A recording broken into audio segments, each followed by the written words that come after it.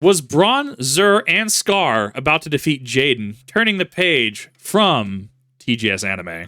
Jaden versus Scarr versus Zure versus Brron, Mad King of Dark World. This is Jaden's downfall arc, which ultimately culminates in the death of his friends, the birth of the Supreme King, and the creation of the Super Polymerization card. Now, while there are 2 lackey duels in today's video, they actually play some really interesting decks, and one of them has a very surprising outcome that could have been achieved. However, the big one is Bron's duel, and his ultimate plan to use Super Polymerization to fuse the field and make a mysterious fusion monster called Colorless Chaos King of Dark World. Luckily for Jaden, he is unsuccessful in summoning this monster, so we never get to see it, and we never will.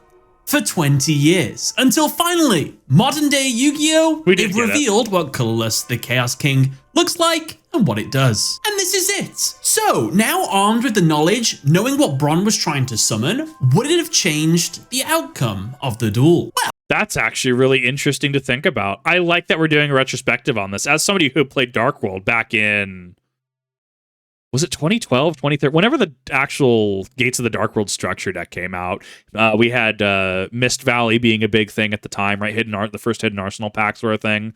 I really liked playing Dark Worlds back in the day. It is one of those like weird comfort decks that I have, but everybody played Dark Worlds. We won't know unless we jump into the duel. Fantastic. I'm ready. The duel begins and Scarr goes first. He draws, and his opening hand consists of Archfiend Soldier, Hurricane Nest, Fake Friendship Treaty, and 3 mysterious cards. Okay. Scarr summons his Archfiend Soldier and then sets Fake Friendship Treaty face down. He ends his turn. Immediately, bro is throwing the duel. He has a card in his hand called Hurricane Nest. Basically what it does is a continuous spell. If the opponent special summons a monster, he can send a special hurricane from his deck straight to the grave to destroy that special summoned monster.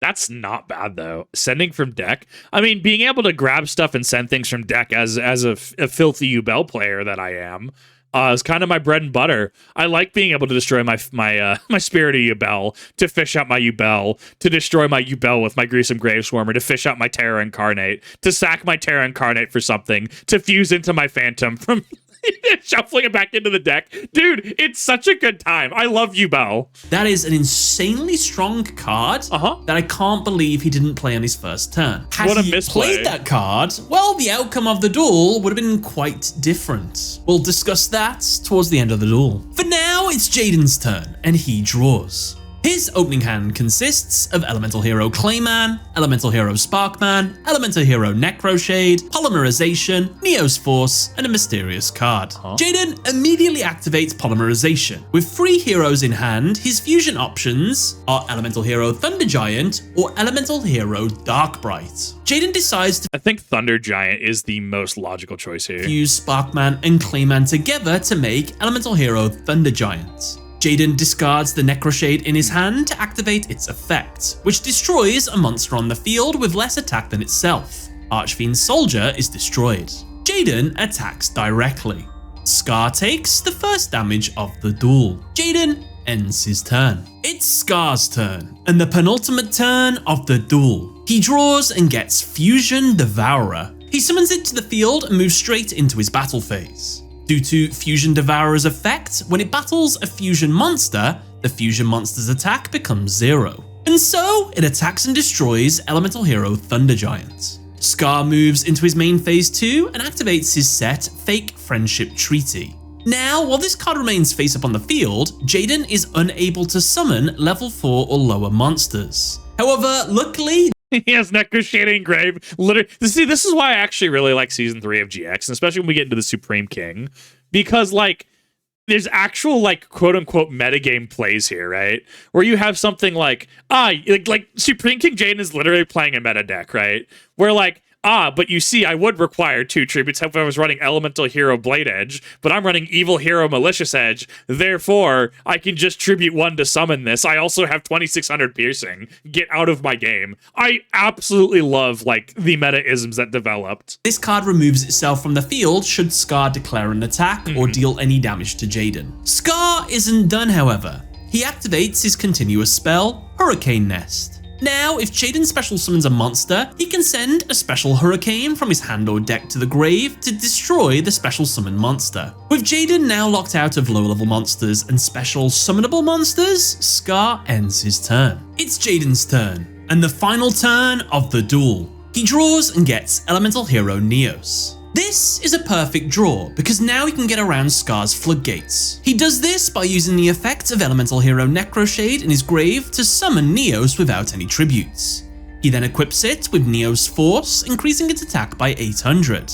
Jaden attacks and destroys Fusion Devourer. On top of the battle damage, Neos Force's effect activates, dealing additional damage equal to the destroyed monster's attack. Scar's life points drop to 0. Jaden wins the duel, and Scarr dies. So, a short but sweet duel. But you all remember that I said, what if Scarr had played his Hurricane spell at the start of the duel?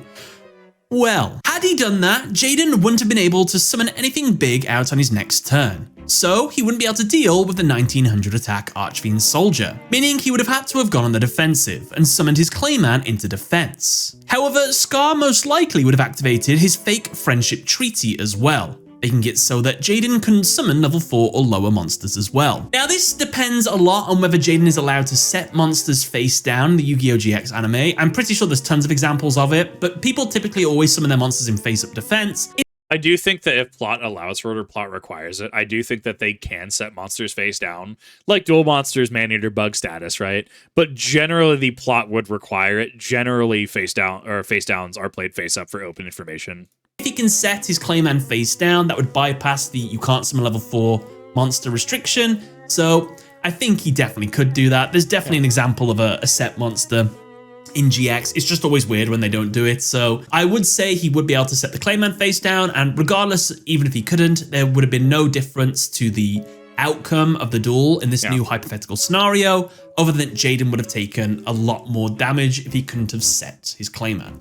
But this is how the rest of the duel would have gone. Jaden sets his Clayman face down into defense. It also depends if Hurricane Dance is once per turn or not. I'd have to actually read the wording on the card, because it's kind of like modern Yu-Gi-Oh, right? Oh, you have an invoked Mechaba on the board, or you have a Baron de Fleur on board, right? You have, oh, I see, that's an awesome Phantom of Yubel you have on board.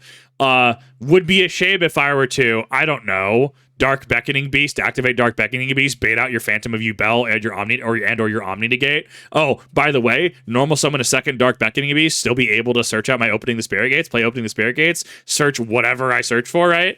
Probably it's usually like Chaos Core or like one of the other, or if you're running a third Dark Beckoning Beast, which I don't remember if that went up or not. No, it was Opening Spirit Gates that got neutered, I think. I'd have to look at the list again, but like, I mean, we play around this all the time in modern Yu-Gi-Oh, right? If there is a card that just says negate this, like even if you're fighting Dragoon, sometimes you just bait out the Dragoon, right? You're like, cool, Pot of Duality or Pot of Prosperity, pay whatever cost there is. Cool, Dragoon negate. Cool, alrighty then. I'm either going to Ghost Ogre you, because now your negate is already tangled up, or I'm going to just do what my actual play is, right? Like, if I have Samsara D Lotus and Dark Beckoning Beast in hand, I'd much rather them negate the Dark Beckoning Beast, normal summon using the additional normal summon, the Samsara D Lotus, tribute Samsara D Lotus for cost, and wombo combo through my actual Yubel line. It's just picking and choosing at that point. And ends his turn. Scar's turn, he summons his Fusion Devourer. He uses Archfiend to attack Jaden's face down Clayman. It's too strong, so Scarr has to end his turn here. Since Scarr had attacked, fake Friendship Treaty would go away. It's Jaden's turn, and he draws Neos. Jaden activates Polymerization to make Elemental Hero Darkbright with Sparkman and Necroshade. Scarr uses the effect of Special Hurricane to immediately It does not say once per turn. destroy it. But that's absolutely fine. That was all part of the plan. Since Darkbright was destroyed, its effect lets Jaden destroy a card on the field. He destroys Archfiend Soldier. Not only that, but now since we have Necroshade in the grave, we can use its effect to summon Neos to the field. We can equip it with Neos Force, switch Clayman into attack and destroy Fusion Devourer, dealing 1900 damage, followed by 1400 burn, followed by 800 direct damage by Clayman. Jaden wins the duel. So there you go. Even if Scarr had played optimally from the start of the duel, I know he does have 3 mysterious cards in his hand. Jaden also has 1 mysterious card. Ignoring those factors, yeah, Jaden absolutely clapped this duel. Well done, Jaden. I mean, with all relevant information, reasonably, right? Like, yeah, that makes sense. I mean, you could say that they're, I don't know, Destiny board FIN for all intents and purposes, right? Or you could say that maybe they're multiple copies of normal summons, right? Because you're only allowed one normal summon a turn. It depends. I mean, with all information, I do like that he reverse engineered this to the point that either way you want to swing this, even if the Hurricane Nest was a suboptimal starter, which I think is thematic because he's a scout. He's not a warrior. It's Scarr, Scout of Darkworld, right? So he's scouting out what Jaden can do, thus not necessarily playing his whole hand, thus Hurricane Nesting on turn 2 when he has more of a significant footing. I think that thematically could fit with his character if we want to like kind of argue like how that fits the character. Ultimately, though, I think that it's really cool that either way you swing it, with the information presented in a vacuum, it is a win either way. That's really cool. The duel begins and Zure goes first. He draws, and his opening hand consists of Gene Warped Warwolf, Power Annihilator, Power Spirit, Power Zone, and 2 mysterious cards. Is that just Slifer? What is that? Why is my thing not working? Go back frames. Hello? There we go. I feel like that's Slifer. It is going back just slowly. It's just Slifer. Spirit, Power Zone, and 2 mysterious cards. He summons his Gene Warp Warwolf and ends his turn. It's Jaden's turn and he draws. His opening hand consists of Wing Karibo, Elemental Hero Neos, Neo-Spacian Glowmoss, Fake Hero, Neo-Space, and Common Soul. Jaden starts by activating Fake Hero to special summon an Elemental Hero in his hand, however that monster can't attack and returns the hand at the end of the turn. He summons Elemental Hero Neos. Jaden follows this by summoning his Neo-Spacian Glowmoss. He contact fuses them both together by shuffling them into the deck. He summons Elemental Hero Glowneos. Jaden activates his field spell, Neo-Space, which increases the attack of Neo-Spacian fusions by 500 and also prevents them from returning back into the deck during the end phase. Jaden moves into his battle phase and attacks and destroys Gene Warped Warwolf. Zure takes the first damage of the duel. Jaden ends his turn. Now, for those that are wondering, what is Glowneos' effect? Could it have helped him in this duel? Why didn't he use it? It's not very helpful this turn. There was no reason for him to activate it. Basically, he can destroy one card on the field. If it's a monster, it ends his battle phase. If it's a spell, he can attack directly. And if it's a trap, Neos goes into defense. I love how just like, I'm just like, oh yeah, Glowneos is a thing. I love how he interjected. So what does Glowneos do, actually? I'm quite literally the what the hell is even that meme. Do you ever just play against your opponent and then they'll just summon something from their extra deck? And you're just like, what the hell is even that? Consistently. Oh, what is this Goaty thing? Whoa, oh my god, what do you mean Goaty from the Great Beyond does that?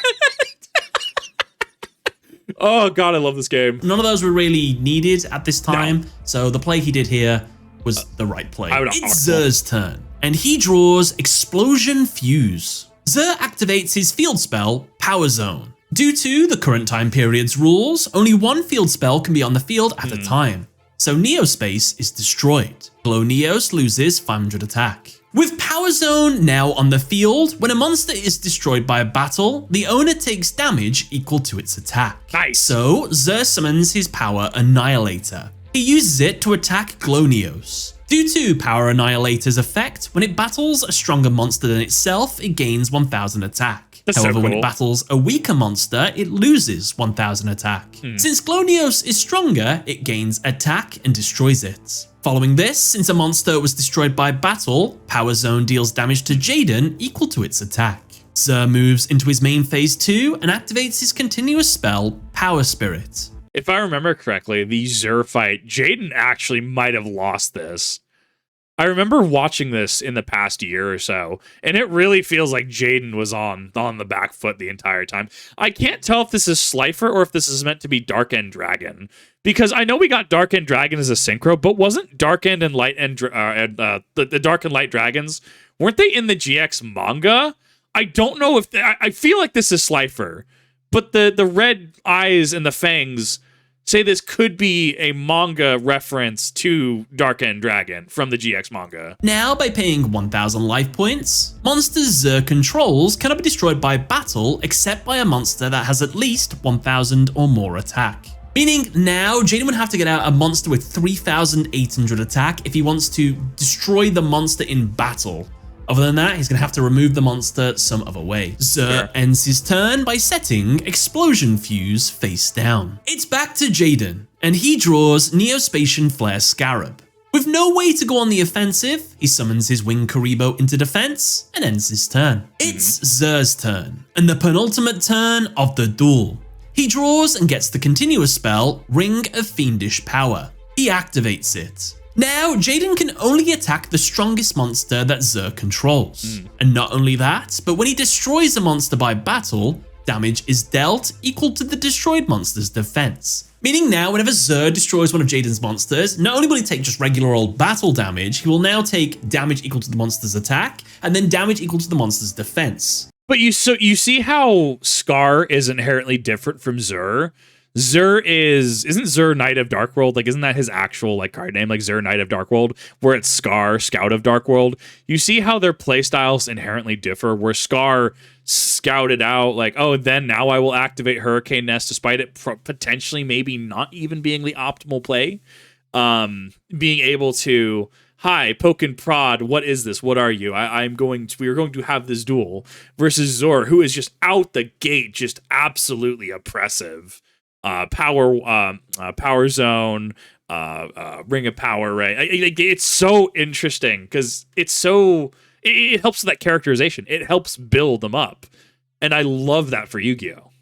That's a lot of damage. Yes. Zure moves into his battle phase. Despite losing 1,000 attack points, since Wing Karibo is weaker than itself, it is still able to attack over it. Since Wing Karibo only prevents battle damage, Power Zone and Ring of Fiendish Power both deal effect damage to Jaden. Also, since a monster was destroyed, Zure activates his set Explosion Fuse. This card could only be activated when a monster is destroyed by battle. Special summon one Power Bombard from your hand or deck in attack, and then equip it with this card. So cool. During the standby phase of your next turn, you can destroy the equipped monster, inflict 1,000 damage to your opponent. This means there is now a timer on this duel. If we manage to get back to Zure's standby phase, Jaden will lose the duel. His monster will blow up, he'll take 1,000 damage.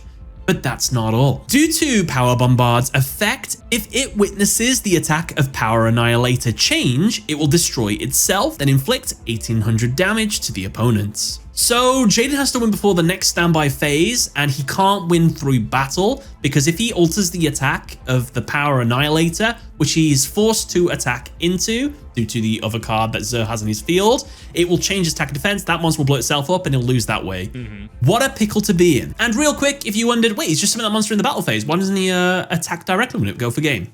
Wing Karibo, there's no more battle damage that can be done for the rest of this turn, so unfortunately he can't go for game. Zure ends his battle phase, and then ends his turn. How will Jaden get out of this tough situation, I wonder?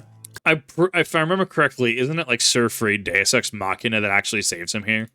Well, like so. Out of nowhere, Freed the Brave Wanderer arrives on the scene and sacrifices himself to become a trading card on the top of Jaden's deck. And so, it's Jaden's turn, and the final turn of the duel. He draws and gets Freed the Brave Wanderer. He summons it to the field. Jaden activates his Common Soul, targeting Freed, which lets him special summon a Neo-Spacian in his hand. He summons Neo-Spacian Flare Scarab, who gains 400 attack for each spell and trap the opponent has. Since there are 4, it gains 1,600 attack.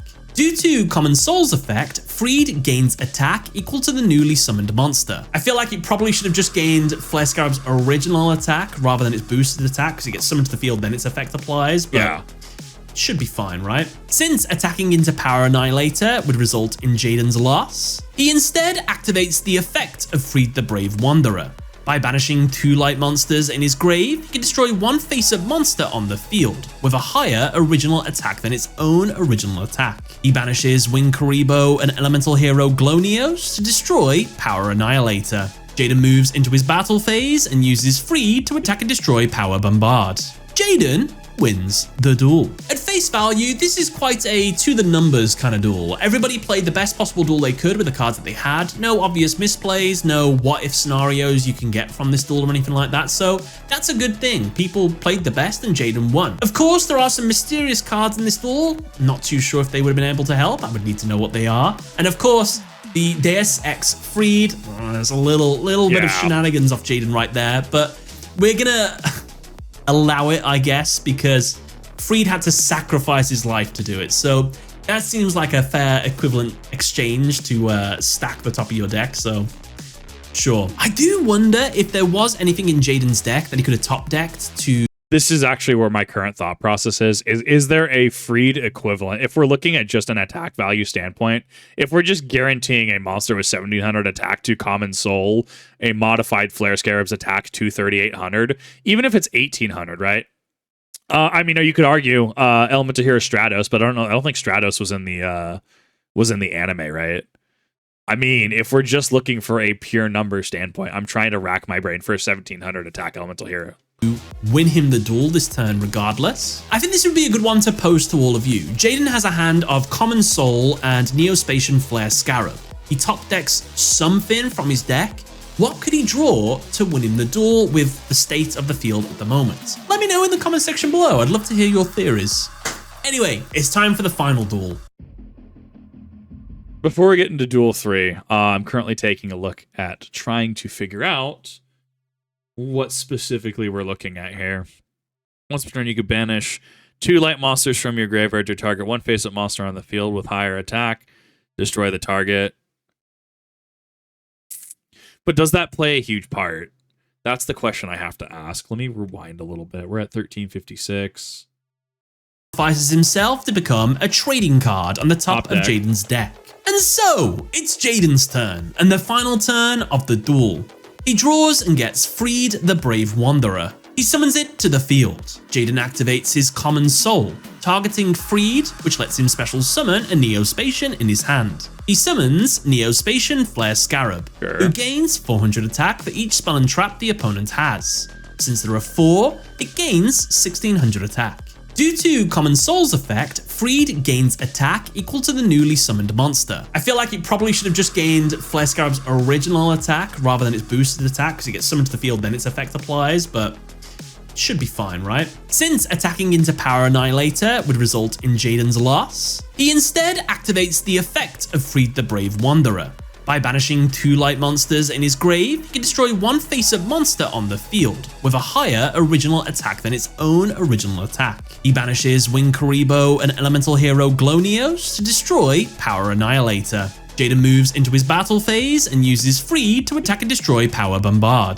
Jaden wins the duel. So we're not looking at just a numbers standpoint, and that's the part that's going to throw me off there. Because we are very specifically... God, that's such a hard one. Let me let this play the chapter on while I read these. Face value, this is quite a to the numbers kind of duel. Everybody played the best possible duel they could with the cards that they had. No obvious misplays, no what if scenarios you can get from this duel or anything like that. So that's a good thing. People played the best and Jaden won. Of course, there are some mysterious cards in this duel. Not too sure if they would have been able to help. I would need to know what they are. And of course, the Deus Ex Freed. There's a little bit of shenanigans off Jaden right there, but we're gonna allow it, I guess, because Freed had to sacrifice his life to do it. So that seems like a fair equivalent exchange to stack the top of your deck. So sure. I do wonder if there was anything in Jaden's deck that he could have top decked to win him the duel this turn regardless. I think this would be a good one to pose to all of you. Jaden has a hand of Common Soul and Neo-Spacian Flare Scarab. He top decks something from his deck. What could he draw to win him the duel with the state of the field at the moment? Let me know in the comment section below. I'd love to hear your theories. Anyway, it's time for the final duel. I had to go check Yu-Gi-Oh database. So, okay. So, Flare Scarab updated with problem-solving card text, PSCT. Gains 400 attack for each spell trap your opponent controls. That's fine. Variable attack. Free the Brave Wanderer. Once per turn, banish 2 light monsters from your graveyard. Target 1 face-up monster on the field with higher attack than the face-up monster. Destroy the target. Obviously, we see him do that with Power Annihilator, which is fine. The effect is relevant as we're not looking at strictly a numbers game there because that was used to destroy Power Annihilator and then to attack into the second monster. Common Soul, select one face-up monster in the field to activate this card, special summon one Neo-Spacian monster from your hand to the same side of the field as the selected monster, thus allowing high select monster free in this case. Special summon Neo-Spacian from your hand to the same side of the field. Sure, fine. Selected monster gains attack equal to the attack of the monster that was special summoned by this effect. Then this card is removed from the field. Return the monster special summon. But yeah, which makes sense. That's fine. We don't need to worry about the last part since the card was not removed in play. It wasn't MST'd. So, gains attack equal to the attack of the monster that was special summoned by this effect.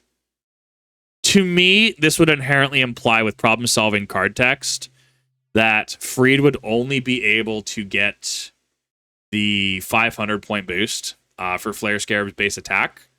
It would not get the full point value, as it feels like to me, not being a Konami judge, that when we read the wording on the card, when that card is specifically when the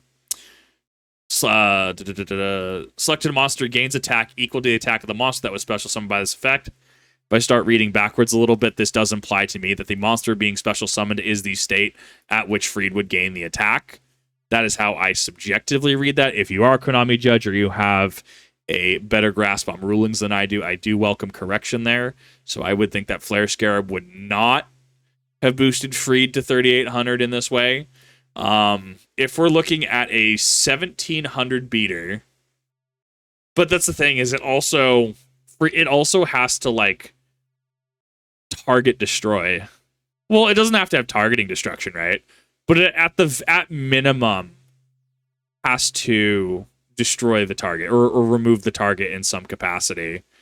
And we already knew what Jaden's hand was. So I mean, it's not like Jaden has a compulse on hand. It's not like he has any sort of spot removal like hammer shot or something like that, right? Because that's a hard one to think about. With the cards on board, I don't see him taking the win. And Deus Ex Freed really feels like this is how the duel was won, which you could argue from a story standpoint is thematic, because Jaden really kind of got in over his head, back against the wall. I mean, he's hit the ground running ever since getting to the Dark World, right? Like, that's kind of the subtext there. So, not really sure if there's an alternative where Jaden pulls it out. I don't think he pulls it out with what is on board. But yeah, those are my two criticisms that are in line with TGS Anime. I think he pointed it out beautifully. One, I don't think Flare Scarab is going to give any sort of attack modifications via Common Soul to Freed. Two, if we were just looking at a beater, I mean, maybe something along the lines of if Stratos was here, anything 1,700 or over realistically. However, yeah, I think Freed is the perfect out to this. With game state on board, I don't see there being another reason or another way that Jaden would have pulled it out. The duel begins and Brron goes first. He draws, and his opening hand consists of Brow, Huntsman of Darkworld, Revenge Soul, Dark Tournament, Darkness Half, Wicked Cannon, and Cobalt Excavator of Darkworld. Hi, Cobalt. Brron summons his Brow to the field into attack. He then activates his continuous spell, Wicked Cannon. Now, while this card remains face up on the field, every time that Brron takes battle damage, he is able to send a Wicked Rune spell from his deck straight to the graveyard. Then, during his main phase, he can banish this card and all Wicked Runes in his grave to special summon one monster listed as a material on a fusion card in his extra deck that can only be summoned via super polymerization. The summoned monster also has to have a level less than or equal to the number of Wicked Runes that get banished times 2. Brron ends his turn. To simplify this, Brron wants to take damage 5 times. By doing this, he can send Level his 10. 5 runes in his deck to the graveyard. He can then banish the continuous spell and all of these runes in the grave. He can now summon a level 2, 4, 6, 8, level 10 or lower monster from his deck that is listed on his colorless fusion monster in his extra deck. The monster he will summon is Rainbow, a level 7 monster. He will then use Super Polymerization to fuse Rainbow with any other fiend monsters he controls or that Jaden controls to make Colorless, the Chaos King of Dark World. What does this card do? Well, we now know that when this monster is summoned, it destroys every single card that the opponent controls, so it will wipe Jaden's field completely. Not only that, its attack is equal to the amount of materials used for its summon. Minimum 3k attack, but it can have 4, 5, 6 quite easily. Finally, so any sort of, because he has question mark, and this actually comes up in rulings with like Winged Dragon Ra, right? Because he has question mark, any sort of I'm going to negate your effect would, from my understanding, bring his attack and defense to 0. Thing to keep in mind in terms of a modern boss monster, if this card is fused, some destroy all cards your opponent controls. Card's attack and defense come the number of materials used for this summon times 1000. So if it does get blanked, if it's effect veilered, etc., it will go to 0 once the effect negation is over. Once per turn, quick effect, you can target one face-up card you control, discard one card, which does fuel your Dark World engine. I don't think this is cost necessarily. Yes, I don't think this is cost. This is effect because it's after the semicolon, if I understand that correctly. Discard one card. Also, your parameter is target one face-up card you control.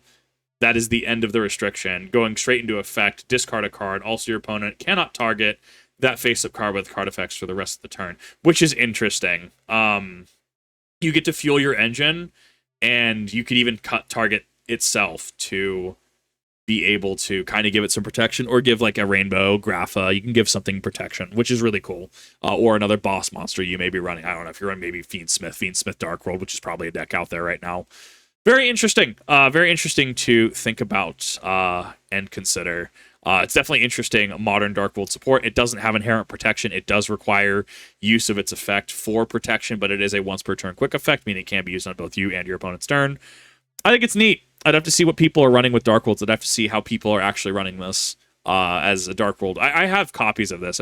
I don't know. I haven't actually found a good Dark World list yet. Brron can discard a card to target one card he controls and make it immune from being targeted for the rest of the turn. So with that all in mind, we know Bron's goal. We can actually keep this in mind for the rest of the plays. However, there is something I'm a little bit annoyed about, and that's the fact that when Brron played Wicked Cannon, he pulled out Super Polymerization and put it above it. Basically, there's an outer duel thing that's happening that each time one of the Wicked runes go to the graveyard, one of his friends also dies, and that will power the Super Polymerization. At first, when I started analyzing this duel, I thought, oh, he had Super Polymerization in his hand, the blank version, and now he's just trying to power it up so that he can use it. That's not the case. This card comes from absolutely nowhere. He must pull it out of his pocket or something. So what was going to happen? He was just going to add this card to his hand from outside of his deck? That seems a bit naughty, especially.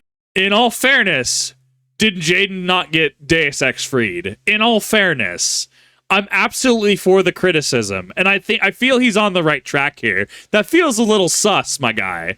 However, Jaden also did do it as well with Deus Ex freed. Especially since this isn't listed on Wicked Cannon at all anywhere. So I would have preferred it if this card was in his opening hand, or Wicked Cannon stated that it added Super Polymerization from the deck to his hand. Either one of those I would have been happy with, because otherwise it just seems like a little bit of a... It's now he added it from outside of his deck with it not being stated anywhere. A bit naughty, but it's just one of those things. He never gets to use it anyway, so it doesn't really matter. And side note, sorry, a lot happened in this first turn. I have done a hypothetical scenario on what would happen if Brron set the Dark Tournament and Darkness Half cards in his hand face down on the first turn. Okay. Well, he could have got his Wicked Cannon 3 out of 5 complete much earlier, but it would have caused Jaden to be much more defensive after this point, and it would have ultimately led to the 2 tokens that Brron would summon to Jaden's side of the field going away, meaning that Super Polymerization, if he did eventually get it later in the duel, it wouldn't have been activatable, wiping Jaden's field. He would have had to have got a lot more monsters on his field, which would have been tough for him. So he probably would have ended up losing the duel had he gone a bit too hard too soon. So that is why he didn't do that. But Which makes sense. In Yu-Gi-Oh, if you can't activate the card, you can't do it, right? Like, how can you activate Compulsory Evacuation Device if there's no monster to bounce? How can you activate Torrential Tribute if there's no monster being summoned? How can you activate Super Polymerization to special summon, I don't know, Yubel Loving Defender Forever if you don't meet the requirements? right? You can't just shotgun it and go, whoops, my bad. Obviously it happens, right? Obviously in casual games, competitive games sometimes, right? Someone will shotgun something, realize they don't have activation requirements, and that's fine. That it happens. I mean, players are prone to mistakes. That's just reality. However, yeah, you can't, if there's no activation requirement, you can't do it. Like, you can't just do half the effect or part of the effect. You must be able to fulfill it. You worry, there is a play for Brron to win a little bit later. It's Jaden's turn, and he draws. His opening hand consists of Elemental Hero Avion, Elemental Hero Sparkman, Neo-Spacian Air Hummingbird, Contact Out, Assault Armor, and Battle of Sleeping Spirits. Jaden summons his Sparkman to the field. Not knowing what Wicked Cannon will do, Jaden enters his battle phase and attacks and destroys Brow. Brron takes the first damage of the duel, and because he did, the effect of Wicked Cannon activates. Brron sends Wicked Rune of Anger from his deck to the grave. Chaz, who had been possessed by anger, dies, and his negative energy is imbued into Super Polymerization. Super Poly is 1/5 ready to be completed. Jaden, horrified, ends his turn. It's back to Brron, and he draws Zure, Knight of Darkworld. He summons it and moves straight into his battle phase, attacking and destroying Sparkman. Brron sets his Dark Tournament and Darkness Half face down, and ends his turn. It's Jaden's turn, and he draws Elemental Hero Neos. Not wanting any more of his friends to die, Jaden refuses to go on the offensive and summons his Avion into defense. However, Brron won't allow this. He activates his set Darkness Half, targeting his own Zure. With its effect, Zure's attack is halved, and 2 Dark tokens are summoned to Jaden's side of the field. Brron follows this up by activating his Dark Tournament. This switches all of Jaden's monsters into attack, and makes it so that Jaden must enter his battle phase, and must declare an attack with all of his monsters. However, on the plus side, none of Bron's monsters can be destroyed by the battle. And so, Avion and the 2 Dark tokens attack Zure. Zure isn't destroyed by the battles, however Bron still takes the damage. Since 3 instances of battle damage occurred, Wicked Cannon sends the Wicked Runes of Anguish, Hatred, and Sadness to the grave. Tyranno, Alexis, and Atticus all die, and their negative. It's weird hearing called Tyranno. I'm so used to him being Hasselberry. The dub has brain rotted me, and I'm kind of here for it. Oh my god. Energy fuels Super Polymerization. Super Polymerization is now 4/5 ready to be completed. Just one more left. Jaden, flabbergasted again, ends his turn. It's Bron's turn, and he draws Corridor to Darkworld. Despite being in a fantastic position, Brron makes one of the worst mistakes you can make in the Duel Monsters card game. What is it? Assuming. Brron assumes he won't need the 5th sacrifice to complete Super Polymerization. For some reason. I mean, Cyrus is right there, but sure. So he decides to just go for it. Brron activates the Wicked Cannon. He banishes it along with the 4 Wicked Runes in his grave to use its effect. Unfortunately, who could have predicted this? Super Polymerization didn't receive enough power to complete itself, so he doesn't get the card. Regardless, Wicked Cannon's effect still resolves, letting Brron summon a fusion material monster that is level 8 or lower. He summons Rainbow Overlord of Darkworld. Brron enters his battle phase and uses Rainbow to attack and destroy Avion. Brron switches Zure into defense, sets his Revenge Soul face down, and ends his turn. So the question I'm sure you're all asking, had Brron not been impatient, could he have won the duel this turn? No. Interesting. But he could have won on his next turn. I hear the Pumpkin Hill theme in the background. Mad respect. All he had to do was not assume and get impatient. Swing Zure into Avion, take 100 damage, send the last Wicked Rune in his deck to the grave. Cyrus dies and Super Polymerization is now complete. Brron moves into his main phase 2, activates Wicked Cannon, summons Rainbow. Now, while I'd like to say he sets Super Polymerization face down here, since I assume Jaden doesn't know what it exactly does, that would be the wrong move, because if Jaden tributes those 2 Fiend tokens on his side of the field for his Neos, that's gonna be a big problem. So unfortunately, he's gonna have to use Super Polymerization right now. However, preferably, I would like Brron to summon his Cobalt that he has in his hand as well. This is because now, when Brron activates Super Polymerization, he can discard his Revenge Soul to use it, fuse the 2 tokens on Jaden's side of the field with Rainbow and Cobalt on his own to make a 4000 attack, colorless Chaos King of Dark World. On its summon, it will destroy Jaden's. Dude, that poor Karaz. That poor Karaz, the Light Monarch.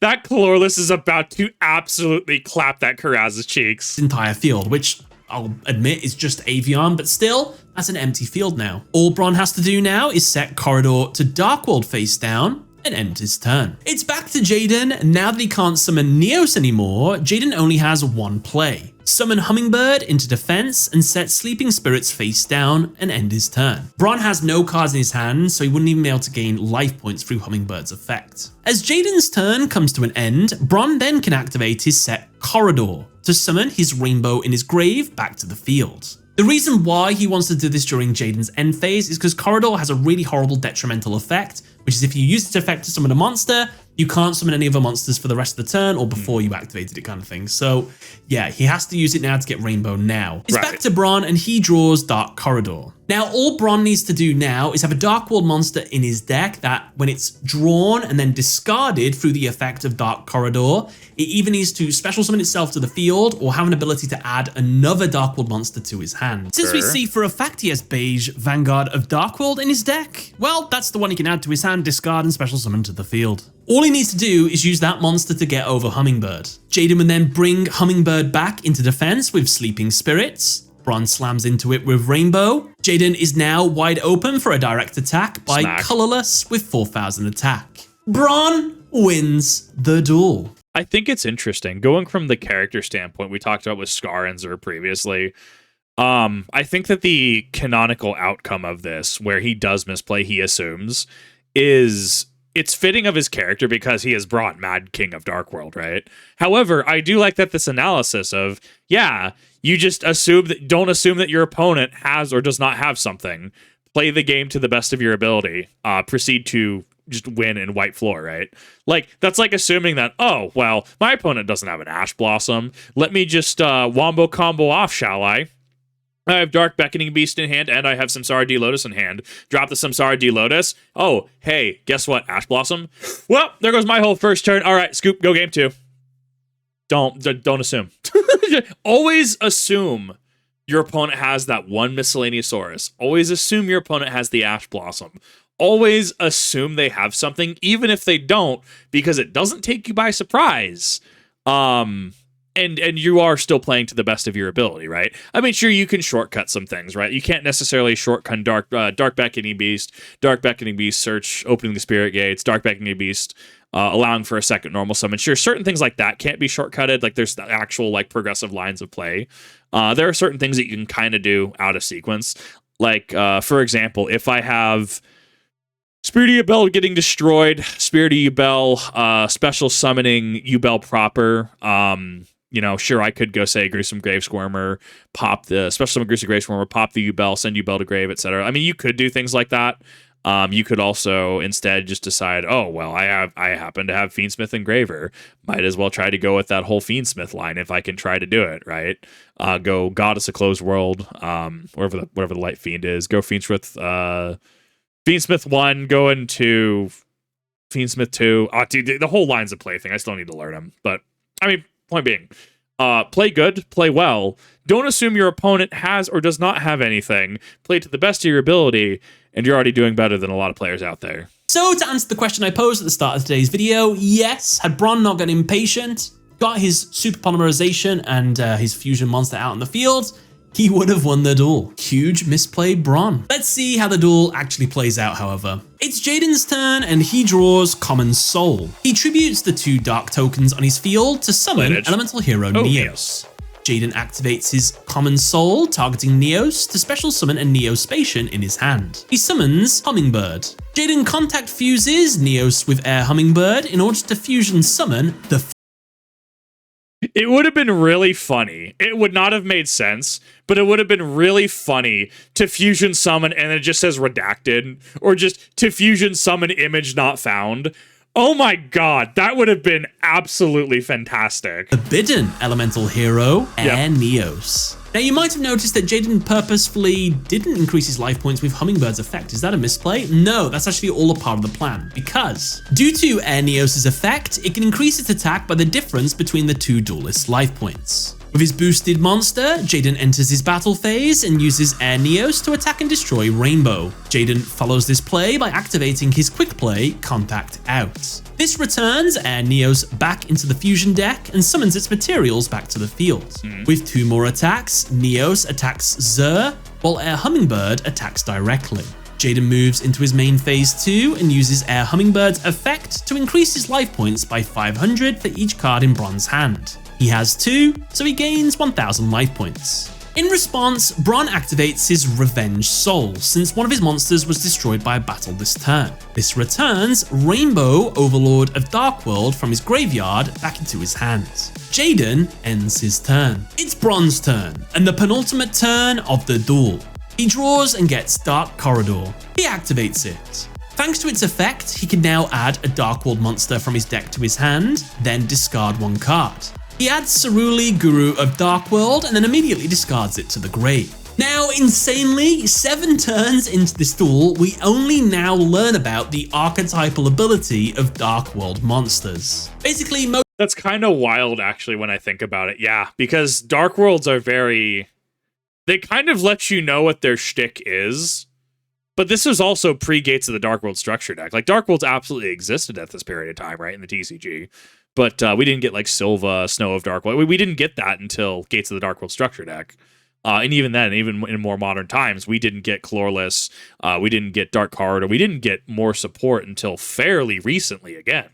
So that is kind of wild to think about, that we don't really get to see the Dark World effects until 7 turns into the duel. That's actually really interesting. Most Darkworld monsters have 2 effects. One effect applies when they are discarded. The second effect is when they are discarded by an opponent's card effect.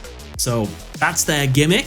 Let's see how it plays out. In this case, since Ceruli was discarded, its effect special summons itself to the opponent's side of the field. Then, due to its second effect, when Ceruli is summoned, it forces the opponent to discard a card. Since it was summoned to Jaden's side of the field, Brron is the one that must discard a card. He discards Rainbow.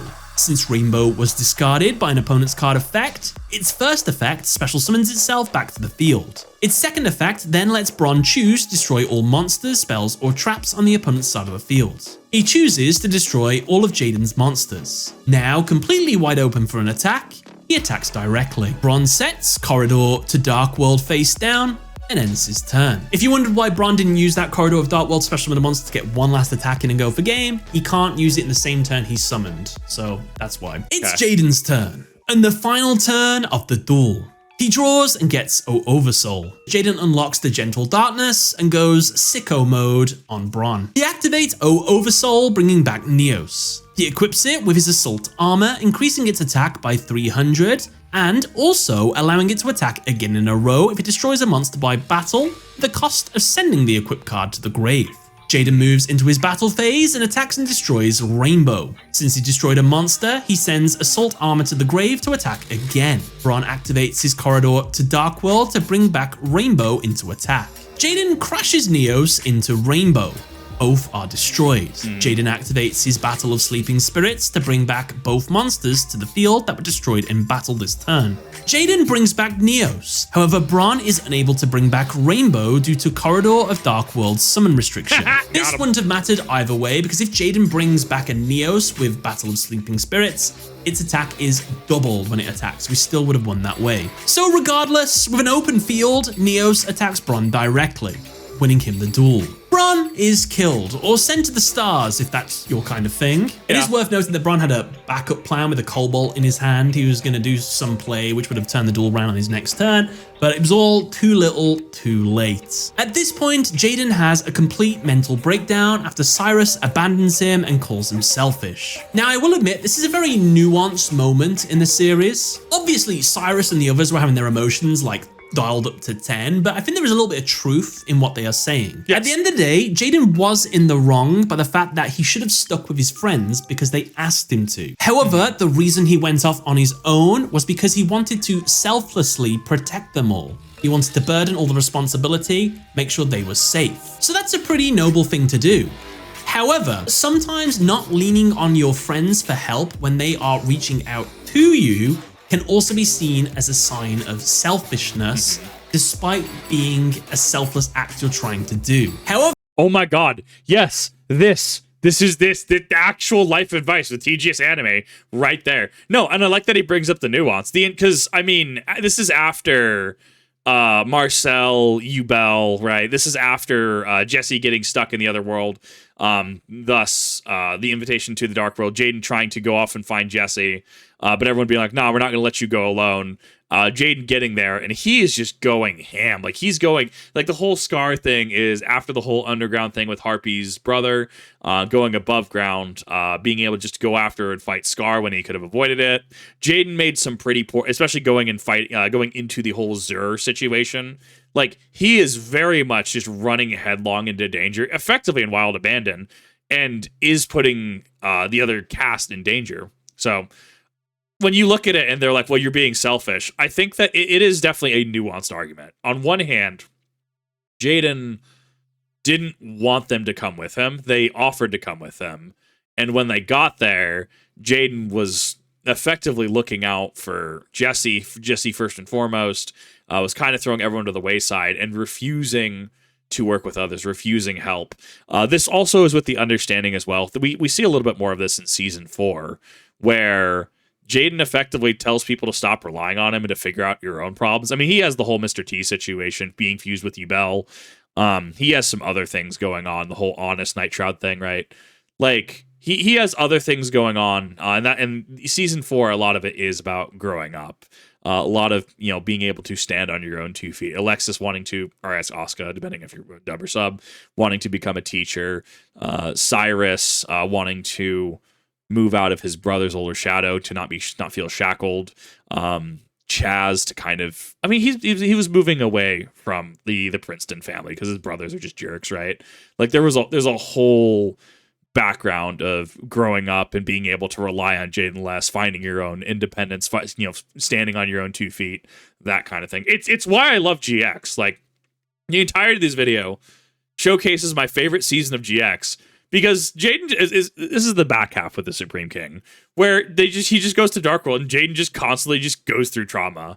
It is such a cool series to just see a character get absolutely just run through the ringer and to still have the finale that season 4 did, to remember what you lost throughout the entirety of being traumatized in all 4 seasons of GX. It's wild. If we go further back in time, Jaden did tell them not to come to the alternate dimension with it because it probably wasn't going to be safe. However, at the same time, they are his friends. They wouldn't let him go on this journey alone. So it is very nuanced whether you agree that, yeah, Jaden was in the wrong here, or all his friends were being a bit over the top. Maybe it's their own fault in a way as well. I'd love to hear your guys' opinion on this nuanced take. Who was in the wrong here? And so with that was Jaden versus Brron. Let me know what you think in the comment section below. Hope you enjoyed this video. Happy Halloween, everyone. Catch you all later. I do think that, so here, consider this my response. I do think that it is a nuanced argument. I do think that there is a lot of subtext and a lot of information that goes into this argument. I think that it is a double fault. I would actually fault his friends a little more, because going into the whole Jaden being traumatized throughout, the entirety of GX, right? You have this happy-go-lucky, everyone relates to this kid, the Slifer Slacker, being the last person really to not lose to the Shadow Riders, having Professor Banner, play mind games with him in his final Shadow Rider duel, having to fight Kagemaru, going into season 2, the whole Light of Destruction arc, having to give the satellite keys to Sartorius and to save Aster. Like, and then going into season 3, the whole Dual Ghoul fiasco, Viper's training. Like, there are so many moments that just take its toll on Jaden.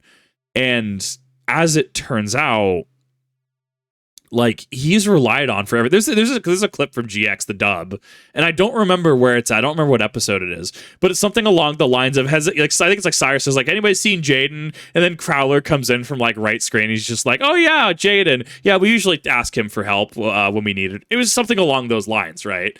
And he has so much expectation put on him that by the end of the series, like in season 4, we go from somebody who has gone from this happy-go-lucky kid into this individual who is just traumatized and forgot why he loves dueling in the first place. Duels for him in the Dark World are more of necessity and the ability to win than rather than get your game on, let's have fun. That was a sweet duel, my guy.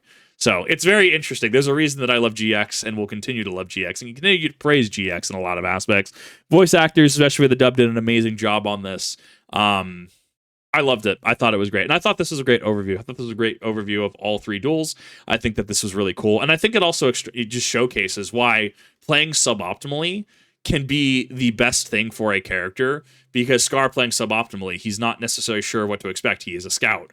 Zure, Knight of Darkworld, he is, I am a knight. I'm going to drive you into the ground with, power zone and stuff. And then Brron, misplaying in his arrogance, his madness, if you will, allows for the rise of the Supreme King. And you even see a shift in Jaden's tone where the Supreme King just absolutely just wipes the floor in the finale with Brron. Very interesting.